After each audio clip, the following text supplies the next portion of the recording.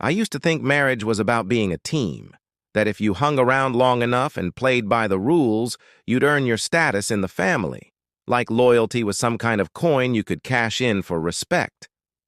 Turns out, I was completely wrong about that. And it took 8 years with Camille to figure it out. Her family appeared beautiful from the outside, large house, nice cars, all smiles at holidays. Yet behind the scenes, it was a different tale. They ran like some kind of secret club with rules I was never let in on, and judgments made before I even got into the room. Camille's younger brother, Derek, was the genuine mess of the group. The kid couldn't hold on to a plan if his life depended on it. One month he was selling NFTs, the next he was renting out drones, and then there was that time he swore he'd make millions importing cheap watches from Thailand. Every concept collapsed and burned. But nonetheless, he always landed on his feet, typically because someone else bailed him out. This time, he defaulted on a debt, a massive one that her parents had co-signed for him, and when the bank came knocking, they didn't hesitate to cast their eyes on me. I was sitting in our living room, a small place with mismatched furnishings and a coffee table that wobbled if you pulled on it too hard, when Camille's dad called me up. His voice was calm, polite, like he was asking me to pass the salt at dinner, not fork over hundreds of dollars. "It's a family thing, you know," he added. "Derek just needs a little support to get back on track." I listened, keeping my tone even. And then I said it. "No thanks. I'm not signed up for this one." There was a lull on the other end, a long one, and I could practically hear the gears spinning in his head. Camille was in the kitchen, pretending not to listen, but I felt her shoulders stiffen. I hung up the phone and sat there, staring at the old mat under my feet, knowing I had kicked a hornet's nest without even trying. They weren't used to hearing no from me. I'd usually been the guy who showed up, nodded along, didn't make waves, but this time I wasn't budging. Derek had burned through enough chances, and I wasn't about to let them dive into my savings to prop up his latest calamity. What I didn't realize was how swiftly things would turn, how just one word, no, would trigger a chain reaction I couldn't have foreseen. Camille didn't say much that night, just gave me a tight-lipped smile and went to bed early, leaving me alone with the hum of the fridge and a sinking feeling in my gut. I had been married to her for 8 years, shared a home, built a life, yet just then it hit me. I wasn't part of their team. I was just the one they contacted when they wanted something fixed. And saying no, that was about to cost me more than I expected. The next day, her mom texted me, all courteous, all official, asking me to come by their place in a few days. Family meeting, she called it. I didn't know what was coming, but I could feel it. Something was brewing, and it wasn't going to be pretty. I put my phone onto the couch and ran a hand through my hair, wondering how deep this was going to go. 8 years in, and I was still an outsider.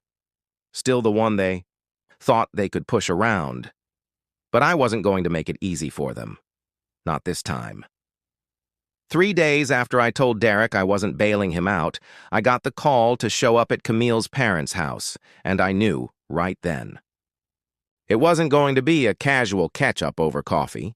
I pulled up in my old pickup truck, the one with the dented fender and the engine that rumbled louder than it should, and parked in their driveway, feeling the weight of that large, expensive mansion looming over me, 2 levels of brick, immaculate landscaping, the kind of place that screamed money and control.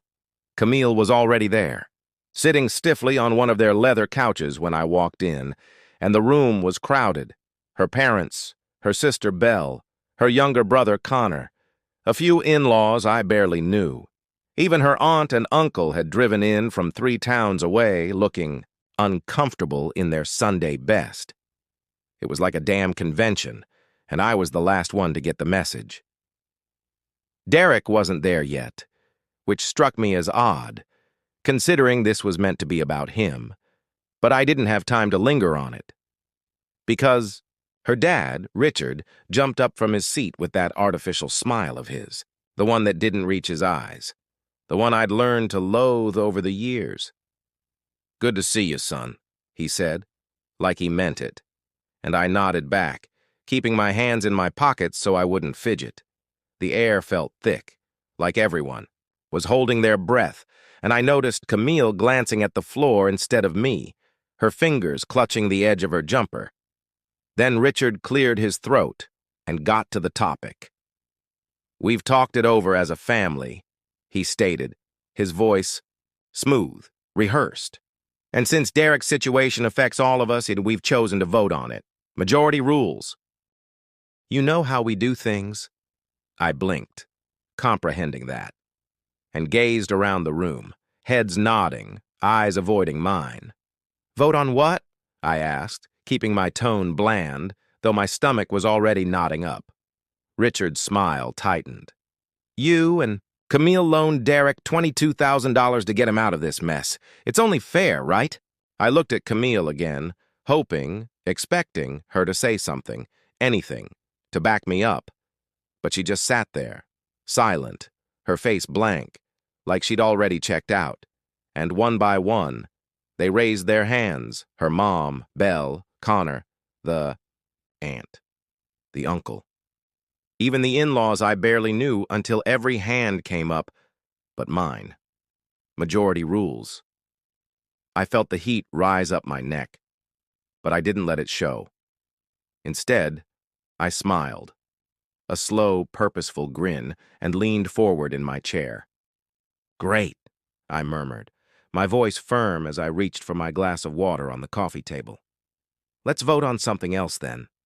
The room went silent, like I had sucked the air out of it. Richard's smile faded for the first time. "What's that supposed to mean?" he asked, his tone rougher now, but I didn't answer straight away.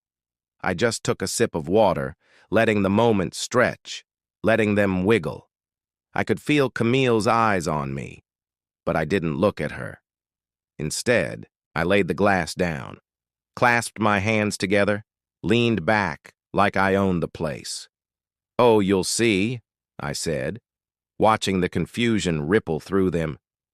They thought they had me cornered, believed they could steamroll me into writing a check. Because that's what I'd always done. Played nice, stayed quiet, let them control the show. But I'd said no to Derek 3 days ago, and I wasn't here to fold now. Because this wasn't a family meeting. It was an ambush, and they had just drawn the line in the sand.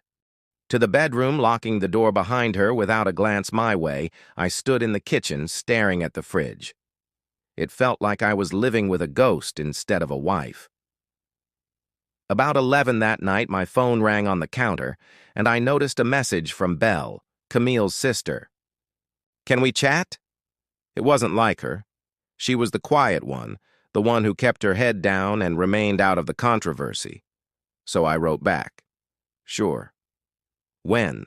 And she said, "Tomorrow morning at a coffee shop halfway between our places." I didn't sleep.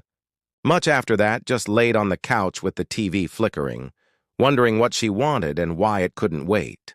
The next morning, I arrived early, ordered a black coffee, and sat at a corner table, eyeing the entrance until Belle walked in.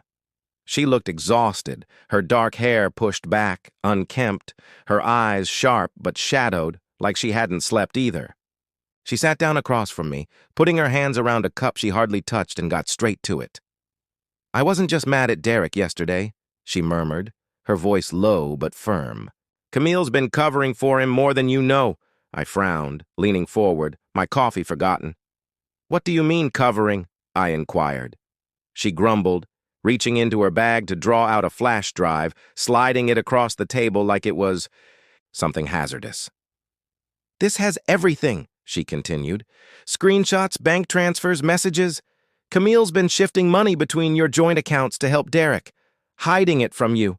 I didn't say anything during the meeting because I was frightened of blowing apart the family. But after yesterday, I couldn't be quiet anymore." My stomach fell, a cold, hard weight sinking in. I scooped up the flash drive, turning it over in my fingers like it might tell me she was lying. But I knew she wasn't. Belle wasn't the sort to make stuff up. "How long?" I asked, my voice harder than I meant it to be. She shrugged, staring down at her mug. "Months, maybe longer. I just caught on because she used my laptop once and left her. Email open." I sat back, my head racing, pieces clicking together, Camille's late nights working, the way she'd evade queries about our finances, how she'd tense up whenever Derek's name came up. I thought she was just anxious, maybe stuck in the middle. But this was treachery, clear and straightforward. And it hit me like a punch. "I didn't see coming. Why tell me now?" I said. Belle met my eyes, her jaw tight. "Because you didn't deserve what they pulled yesterday, and because I'm done watching her play both sides." I nodded, not sure what to say, and she kept talking, her voice lower now. "She's my sister Mason, but what she's doing